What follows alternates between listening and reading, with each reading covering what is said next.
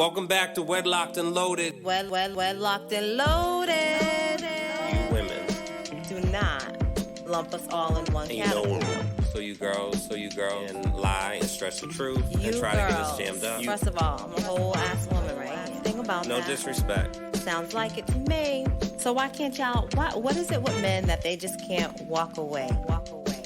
Depends how good it is. You don't want to give that away. Because your response was, am I supposed to think about you every second of the day? And I'm like, what are we talking about? Like, you're totally missing what I'm saying. And you know what? Hell yeah, you're supposed to think about me every minute of the damn day. But, you know, he's like, well, even when I'm taking the shit, am I supposed to think how that's going to make you feel? And I'm like, okay, so you're just being an asshole. And you do that, and you're going to do that by yourself. Because for me, I was done. You know, her 20-day excursion or some wild shit. And you know, I think that was a very defining. That was probably the most defining time in our relationship, because if there was an end, I think that was it, for both of us, you know, for the reasons you stated, you know, the culmination of things. And that was like the cherry on top. And for me, you know, feeling like there's an issue, you know, we need to figure it out. I felt like you're running. You felt like you needed to breathe and you just needed to be away and have some space. And I'm like, this isn't a time for it, because in my mind, I'm thinking about, you know, just how things typically play out, which in some ways it actually did. You know what I'm saying? I'm gonna pause right there, because I think, you know, I wasn't running, right? So I already had plans to be on said trip. However, it got extended, and the extension ended up being in another location. So I flew out, then I flew out again.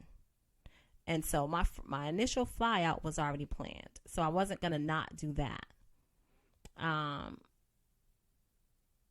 And yes, by the time I left, we were communicating a little bit better. However, I still was done because of not just because of the screening and what happened thereafter, but more so because of the things that had transpired before, that I felt like, damn, okay, we finally just got over this, and now we're here. So clearly you don't think about me the way that you need to think about me. Right? That doesn't mean that you weren't showing me that you loved me. You weren't, you know, providing for me and our family. Like that doesn't mean that. It just means that, you know, you couldn't be all the things at once. Right? So you checked off many boxes. And I, you know, and shown and proved that you loved me and that you cared for me. But you just didn't check off this one box. And at that moment, I needed you to check off that one box. And so for that reason, I was like, yeah, I can't do this. I don't want to, I'm not doing this no more. Because at the time, I felt like, you know, I absolutely checked off every box. Now, was I perfect in every sense of the way? Absolutely not. Nobody is, right? But I definitely cared about your feelings. And I showed you as much until I didn't.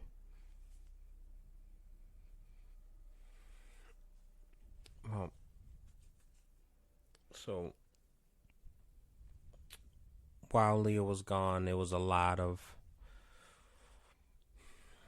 anger. Well, let's talk about before I left, because there was a lot of things going on before I left. Like what?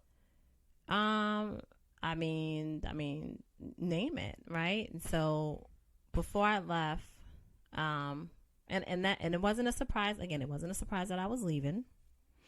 Shouldn't have left. You knew about it, absolutely. You knew about it. And even when I put the extension on the trip, I came home and I was like, hey, instead of me coming home on this day, I'm coming home on this day because I'm going here. Yeah, that's, I mean, come on. And you're like, hold on, wait a minute. That sounds crazy. Even for you to do that. No, but you're like, okay. Come on, yo. So I come upstairs, I put my flight info in, I click send, and booyah, tickets were purchased. Maybe 15 minutes after I did it, you came upstairs and you did some calculation. You was like, wait a minute, that's a long time. Cause you know what you was doing. Yeah, that's that shit. You wait till somebody sleep and you be like, you wasn't asleep. You was wide awake. Yeah, I was on a computer downstairs. That's your business. I did my part, and even at that moment, I was still doing my part, even though I didn't like you. Even though I was finished with this relationship, I still showed you that respect. And the reality is I didn't have to. You better. I chose to. You know better. I chose to. Wow. Now, leading up to me going away, like, you know, there was extensive conversations that I could care less to have. You were having these conversations with whoever would listen to you. You would have these conversations at the most inappropriate times, i.e. our daughter's birthday party. And so forth and so on. And I think what made me even more upset was the fact that, again, here you go, telling our freaking business, and we haven't even figured it out yet. And you know how I hate you talking to people about things that go on behind these doors. So it seemed like every move you made was just like, yep, he still don't get it. Still don't get it. He ain't never gonna get it. Okay, that's good, because I'm done. So now you can finish what you were saying. So basically, it's just letting the people know that you're a quitter. Because that's everything you said. That's what that equals to. And you like call in it life, what you want. I was taught, and shout out and rest in peace to Mr. Rowland, because he was unbelievable, right? PE teacher, Lewis Lyons forever. Okay. And, you know, I just, even if you're losing and you're down, 20 points, you still got to play. You know what I'm saying? You still got to play that game. I mean, you still should gotta, always give it your all. You're down 20 points and there's 7 seconds left on the clock. You still got to play and give it your all, right? And so you just basically let everyone know that you're a quitter. Nah, sir. And so that's that ain't fine. What I did. I just wanted this timestamp. That's not what I did, and you know it. 105:15. That's not what I did, and you know it. Yeah. Okay. So while Leah was gone, there was a lot of conversations, that I was having, a lot of screaming. I remember like I was going to work and I was talking to somebody in the morning, and I was like, I was crying. My eyes were red. I was swearing and shit. And people looking at me like I'm crazy. I'm in Chestnut Hill, screaming in my car. People were like, yo, and it's just like, it was just a bad time. And then I also got to put on the face because, I'm not able to go through these different emotions and processes alone in an apartment. You know what I'm saying? Like and this is before COVID, so there's no remote, there's no remote work. So like I still got to go in every day and smile in Chestnut Hill in front of white people. You know what I'm saying? That's coming in, and and it's that. So that's one level, and then coming home, I'm still a dad, and so like. Like that was just a lot. So I couldn't even like feel my feels. I had to keep, what? Do you know what that looks like? No, just go ahead. Fucking frog. um. So that was tough, and I think there was a couple of conversations. One was close friend who was in our wedding. One was sister, my sister-in-law, and one thing that she said was and it's equivalent to what you just said about the boxes, right? And I'm paraphrasing, but she said, you can, like, you planted a garden in the backyard, right? And you're tending to all the gardens and all it, like, it's roses and they're beautiful and you're watering them and the soil is, everything's perfect, and you're making sure that that's in pristine condition. However, like, Leah's favorite part of the garden is that flower over there that you don't think is as pretty and as important, and so you're almost getting ready to, like, cut it and pull it from the root. But that's her favorite flower for whatever reason, but you're ignoring that flower. And I'm paraphrasing. She had a much better, eloquent way of saying it, that when she said it, I was like, holy shit. And I remembered that.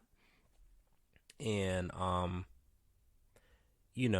I think there was a conversation of, our close friend, and I'm paraphrasing this, and she basically said, Leah didn't leave to leave you. She left to recharge, and she needs to fill her cup back up before she's able to come back to you. And there was some other things that she said, but when she said that, in that particular moment, at that particular time, in that particular tone, it hit me of like, wow, like, okay. And I just did a whole bunch of thinking and soul searching and reflecting and just like, damn, like, and it was the epitome of intention versus impact. So my intention as an artist, and I do this all the time, it just so happened the subject matter, and actually happened again with Cry For Me, right? With doing the thing and people feeling tricked, like it literally happened again in a different way. And I felt like I covered myself because at least people knew what this was about before they came, right? But it still had the effects of it. And even talking, and as you was telling the story, like, even like I didn't sit down and have a conversation with our children about this is what the movie is, this is what it entails, these parts are in it, right? And so, but it's the part of me that's the artist and the creative, and I don't want to share until I'm presenting it, right? But depending on the subject matter, and because I want to tackle certain things that are heavy and triggering and emotional, there has to be a certain way in which those things are handled. And so I'm learning that even still in real time, but like, it wasn't my intention to blindside or slight or anything. And as far as the, and I've made some adjustments for sure, you know what I'm saying? But like, for me, in that moment, and again, it was all these different emotions happening. And so I'm trying to, not that I feel like anything's wrong with crying, but I'm trying to not like just start bawling on the stage, right? Because I'm feeling all these feelings, and also like watching Daniel on the screen and seeing like our son, and I'm like, wow. And I'm also thinking in real time, like, wow, this is a legacy that he will always have this. Like, so when I'm gone, he will always have this piece of art. Mm-hmm. Not to mention the graphic images, and then the way the video ends, and I still tear up to this day seeing that part. Mm-hmm. Right? I'm thanking, and I don't remember all of it. You might remember more, but I'm thanking people that I feel like contributed in some way, like tangibly, that I'm, and I don't 100% remember, but like, people will go on and they'll win awards and be like, oh, I want to thank my wife. And I like, so now I'm in a space where I truly feel and believe and walk in, you know, you are allowing me and giving me and supporting me and giving me the space to be able to create these things. I didn't necessarily feel like that then, and felt like I'm doing these things and it is what it is. You know what I'm saying? It's not me, but it's like, I want to make sure I thank the producers. I want to make sure I thank the writers. I want to make sure I thank the directors. I want to make sure I thank my art teacher that supported me when I was in 5th grade and told me that I can create it. You know, I'm thinking like that, right? And it's intention versus impact. And it doesn't matter what your intentions are if it impacts a certain way. And you have to be accountable for that, you know? And so one of the last things I'll say, and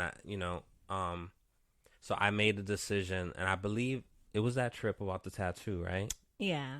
So, you know, I made a decision to cover up Patrice's face on my chest, right? And I went, and it wasn't something that I pondered for like days and days and weeks. Like, it was while Leah was gone. I think I thought about it. Like, I probably woke up. I think I woke up like in the morning. I woke up at like 3 a.m. and I just felt like this is what I need to do. Not for Leah's acceptance or for whatever, but I think to literally start a new chapter in my life and kind of close that book. And even in doing that, I'm like, damn, is that, you know, because people break up from people and they have their names or whatever and they cover it up and all that. And I'm not going to call it dumb shit, but whatever. Like, you know, it is what it is. But I'm like, damn, am I doing that? Am I covering it up because I never want to be that guy. Like, I never want to be the guy that, like, me and you hug, you know, as females. Like, as a female, when I see you, I hug you. But now I'm with my wife, I'm not going to hug you. Or now you're with your boyfriend or your husband, we're not going to embrace the same way or greet each other the same way. I always hated that. So I never wanted to be that guy. And so it was a lot for me to think about that and to do it. And I went and I didn't realize how difficult it is to just kind of walk in and try to get a tattoo. It's not easy at all. A cover up at that. Yeah. I mean, like, I went to 5 different places. You know, people were booked out for weeks. I'm like, I don't really have weeks. So I went to one place and he showed me his book and he did, like, I forgot the phrase, but it's like more silly drawings. Like, it wasn't like realistic and realism. It was like almost like what you see on sailors and stuff. And I'm like, however, he had this fish that I was like, oh, that's kind of dope. And so I actually asked him if he wouldn't mind, and I kind of drew and like added some stuff to it and tweaked it. And then he did it and transferred it, and it came out the way it came out. We did it in 2 sessions, and I said, wow, okay. And I didn't text Leah a picture. She had no idea. You know, I think you had called me when I was there or something, but like, I didn't talk about it. I think I was just talking to you while I was getting it done. But so when Leah came back, I don't think I like ripped it off and showed it to you. I think you just happened to see it, right? No, I didn't happen to see it. I didn't like show you like, hey babe, You did. I? You did. So let's set the stage. So, you know, well, I'm not going to say typically, but there was a habit made that when I went away, I would come back and he would have flowers for me, right? So coming back from this trip, he greeted me with like 4 dozen roses at the airport. We barely were speaking, right? And I didn't know. Still, like, yeah, I just ain't. I don't know where this is going, and so we just gonna ride this wave, you know. And so, you know, came back to all those flowers, came home. There was more flowers downstairs in the, you know, on the counter. I'm like, what the father? Came upstairs. There was more flowers. So now instantly I'm just like, this is too much, you know, like I don't even understand what I'm feeling other than I know that I'm all set, right? And so I think I took a shower. I went to take a shower, came back in the room, and he was like, "Oh, I have something to show you." And I'm like, "What?" And so, you take your shirt off, and I don't think my response was something that you were expecting. But I'm like, "What the hell you do that for?" And I don't know what you said. I just know that you were very disappointed by my response. But I was just like, I never asked you to do that. You did not do, and I want you to know you did not do that for me, because I never asked you to do that. I didn't want you to do that. I don't even understand why you did that. And I am the type of person that in order for me to move on from something, I do need to understand it, whether it's my own made up explanation, or I actually decode and figure out whatever it is that needs to be figured out. And I, that was just one of the things that I didn't need to understand, I guess, because it was something that you did for you. And you're standing on that, huh? Oh, that ain't got nothing to do with me, bro. So, that response, I'm just like, okay then, and, I don't know what I expected. It's just funny how different things, it's funny perspectives and the magnitude, and there's definitely a double standard just in life, and it sometimes weaves in and out of relationships. But, without going into massive detail, like Leah had a photo shoot for our anniversary, and she showed me photos, and I'm like, who took those? Right? And that was my first comment. And it became this thing because it took a lot for Leah to do it. And that's my first response. I'm not saying how beautiful they are. I'm not saying thank you, baby. I'm not saying none of that. I'm just like, who took them? And so that caused a thing. And I couldn't understand why she felt the way, because I'm just asking a genuine question, right? So then fast forward, her response is not what I want. And I don't remember afterwards. I genuinely don't remember anything about, but it just wasn't, I don't know what I expected her to say. And again, she was never, to her credit, she never was saying something, or, babe, you have to cover this up for us to move forward, and this is bothering me, and, I'm finding it hard to lay next to you. She never said any of that, right? But again, I felt like this was... Because it wasn't my truth. Huh? I never said it because it wasn't my truth. Babe, are you just putting it on... I know, are you just putting this on a record? Letting the people know. Because just because you know don't mean they know.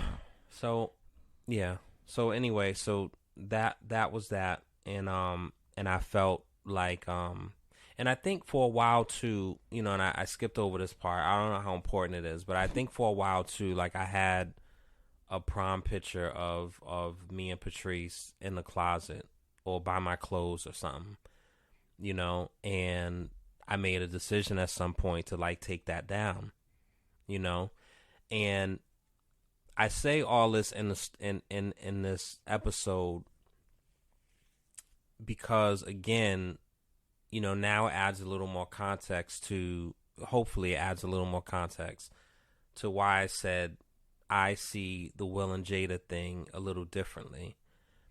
And I think that, at some point a decision has to be made. And I think it has to do with your grieving. I think your maturity, your emotional maturity, and just being aware and reading the room. And so the difference, and there's a million differences between, me and Leah and I and Will and Jada. We ain't got that money, that's for sure. Sorry, go ahead. Babe, God damn it. So, there's a million differences, but I think that if Leah had,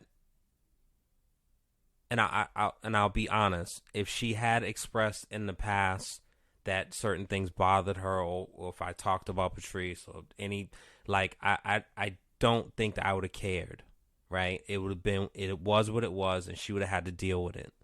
You know what I'm saying? Or not. I don't think that I would have changed anything. But it gets to a certain point, a decision has to be made of how I then carry myself and how I carry and nurture this relationship. And doesn't mean that she wasn't impactful in my life and that I love her any less, or that she didn't mean anything or any of that.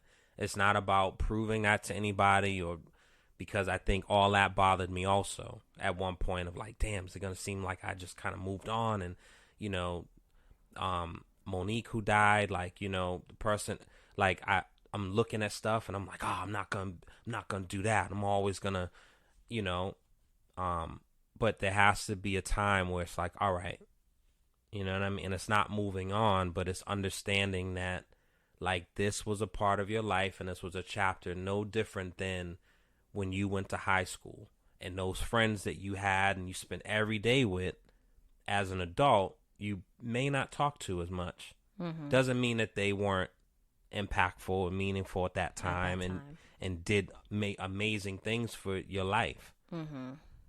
But that takes emotional maturity, and you can feel a way about it. You know what I mean? And so, you know, I think that the one thing I will say, because I've heard some stories, and I feel like there was something recent, right? We was talking to someone, and they were talking about the child's father. Yeah. Mm-hmm. Right. You know, and if someone was with someone and they died, or they were murdered, or they died tragically, right? Just say they died tragically. Unexpectedly. Yeah, and so, you know, the person has their name tattooed on their back, or they have their picture hanging in the mirror, or they have their picture in their car, you know, so every time you get in the car, you see their photo above the visor. There are people that absolutely, like, that's their reality. And so whoever they're with, they see this person, mm-hmm. and it's just like, damn, you know, how does that person feel? And are you insecure and being unreasonable for saying, like, hey? And also, so I want to ask that question, but also, and it's just interesting, you know, and won't get into this story, but, you know, rest in peace to someone who I talked to for a little bit. But she literally said, you know, I don't know how long, maybe 6-7 months after Patrice died, but she literally was like, you know, oh, well, I'm paraphrasing, but she was like, you know, so are you ready to be with me now? Like, did enough time pass? And I literally, that was the last I stopped speaking to her. And I think maybe 2 years went by. I said until you didn't. Yeah. But, like, as far as romantically, like, that was the end of it. For you, it was. And I think this is where people get caught up, right? But, like, I control the romantic part. Unless I'm just, but you didn't in a sense of, and I tell you this all the time, and I used to tell you this all the time.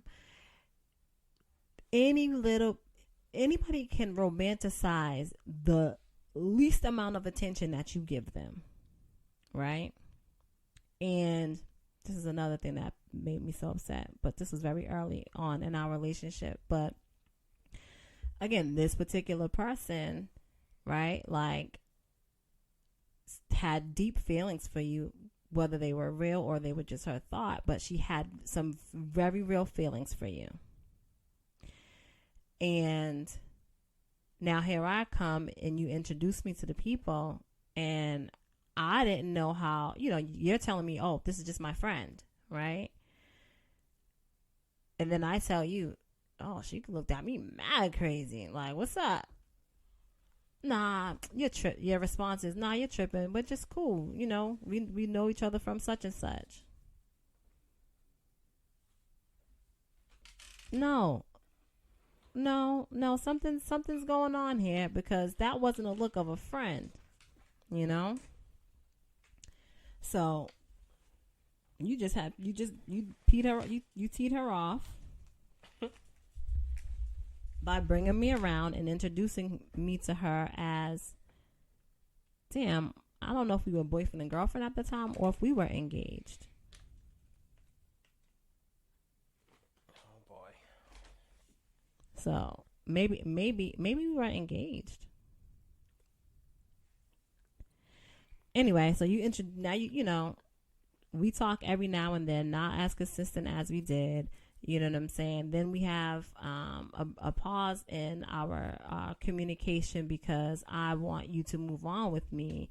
And now you stop talking to me. And then maybe we bump into each other, see each other again. And then, we now have conversations sparingly. And now you introduce me to some chick as your fiance?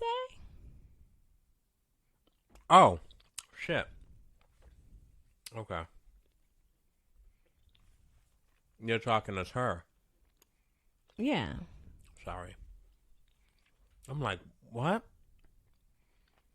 Okay. So me as your fiance, I felt the vibe. I saw it. Like the look was of such disgust. And then the actions thereafter weren't the best.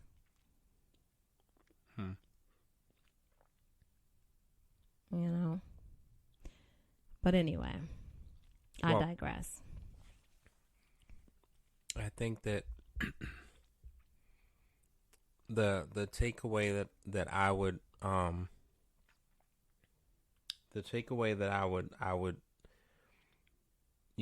end this on is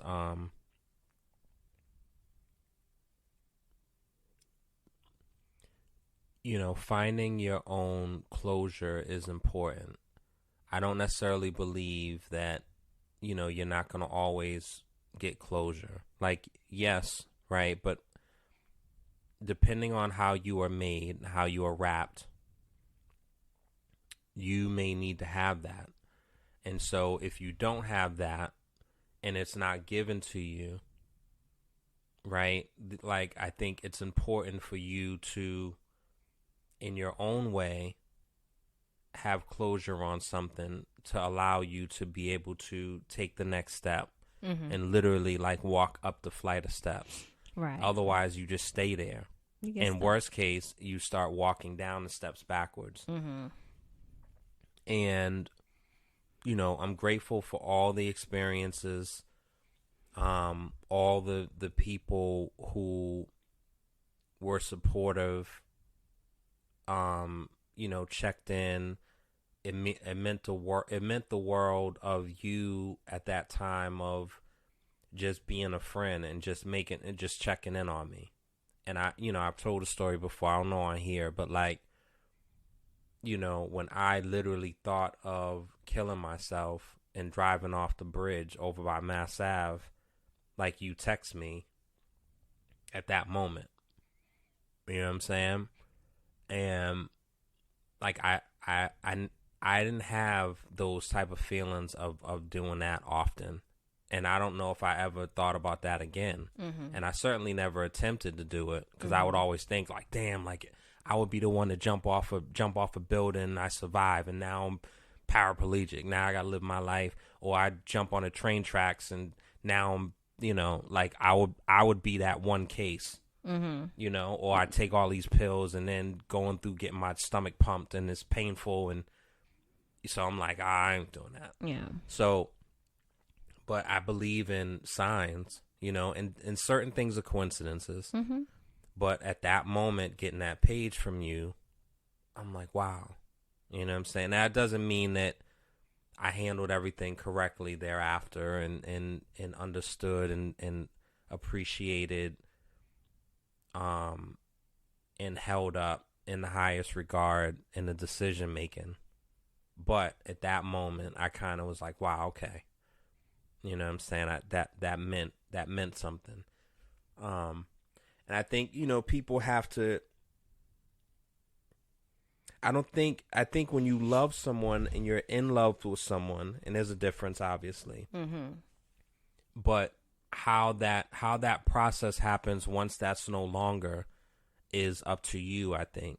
Mm-hmm. And so for you to still kind of be in something and maybe holding on to something, it blocks your future.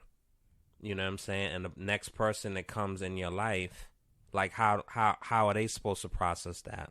Right. Depending on, so, it depends on the person, and it also depends on all the, like, all the actions that are in play, right? I don't know. It's quite interesting, but I do believe that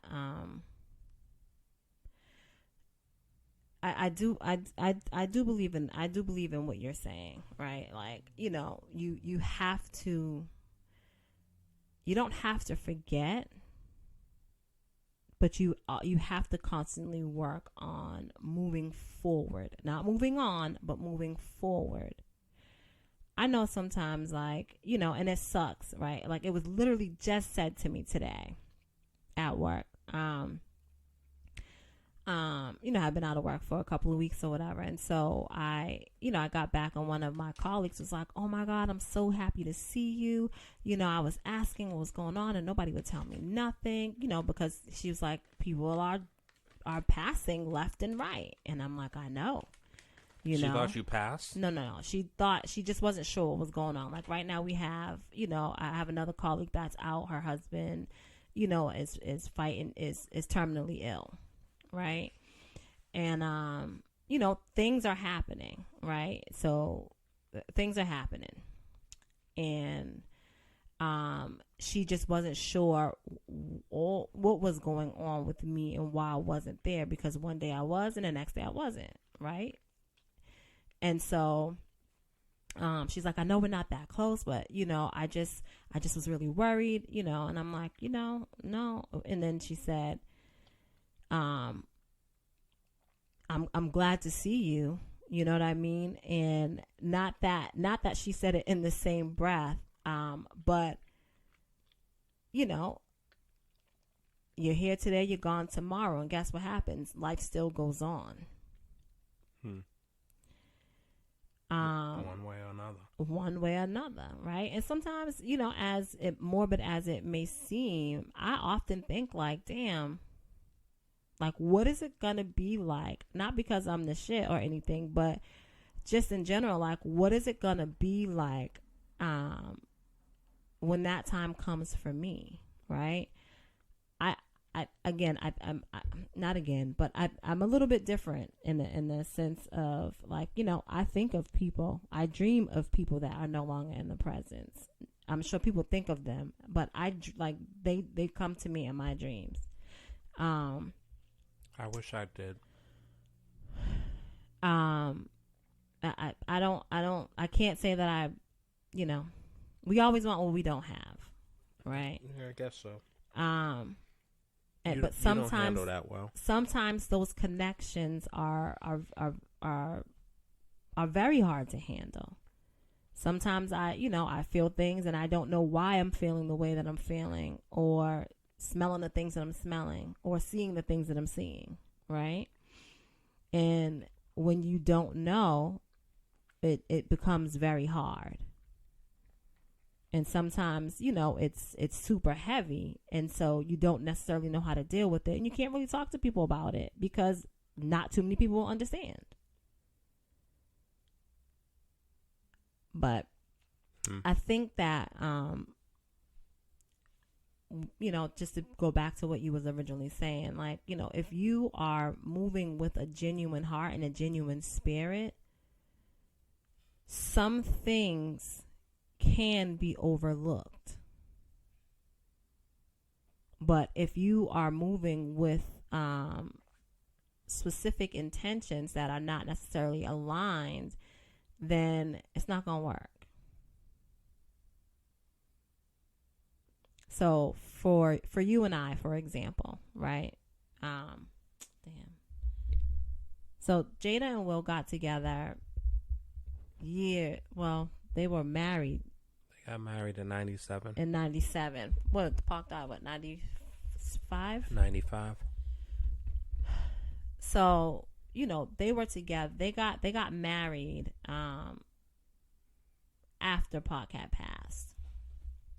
And even while he was alive, like I said, from the words of them, you know, they were not friends. You know, and for you and I think that made a difference, right? And so we hadn't spoken in years, right? And you broke my heart. But go on. Not another one. But anyway. You are a piece of poo. So you are an actual long, smelly piece of dog poo. Anyway, Punk.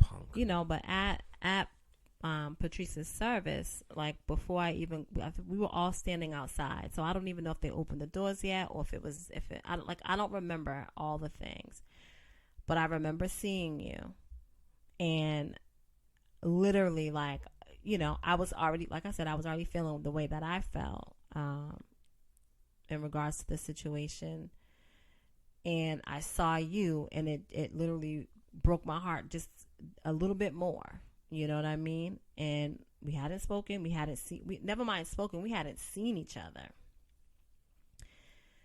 And, you know, I remember tapping you on your shoulder, and you turned around, and, you know, like, you hugged me, and it was a different type of hug, you know? But I felt your pain. And, you know, I remember you saying to me, like, I just prayed for God to send me someone to help me deal with this. And then I saw you. So that kind of sticks with me, you know? And not in a sense of, oh, we were supposed to be together, like you know what I mean? Like it's not a matter of that, but it does make me wonder, like, what the hell? Because when I saw you like that, my intentions was never to be like, oh, you know, this is who I want to be with. It was, you know, it was just genuine. It was, you know. Anyway, my point is that, you know, there's a lot of conversation about people being real, you know what I mean? And, you know, and even that term is very questionable. But the bottom line is that when you have a pure heart and a pure soul, like, that's going to shine through regardless, you know? Well, so putting a button on this, and you know, we appreciate everyone listening. You know, this was a much longer conversation, and so, you know, we decided to split it, and I think it was important for the first part of the conversation to at least take a second, you know what I'm saying, and make sure, because this isn't scripted, so this is like from the heart, and we you know, we don't sit down and come up with a bunch of, like, we're gonna hit these bullet points when we're talking, right? We'll have, like, topics, but it was important to just kind of be authentic and honest. And I thought that this conversation was important from my side, where I guess in this relationship, I could be Jada, right? And Leah could be Will. But look at that. The Virgo's Virgoing and the Libra's Libraing. Holy shit. Go ahead, sir. Is Will a Libra? He absolutely is. Holy shit. Mm-hmm. Oh.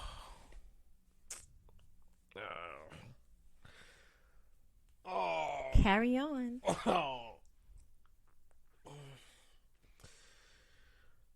All right, guys.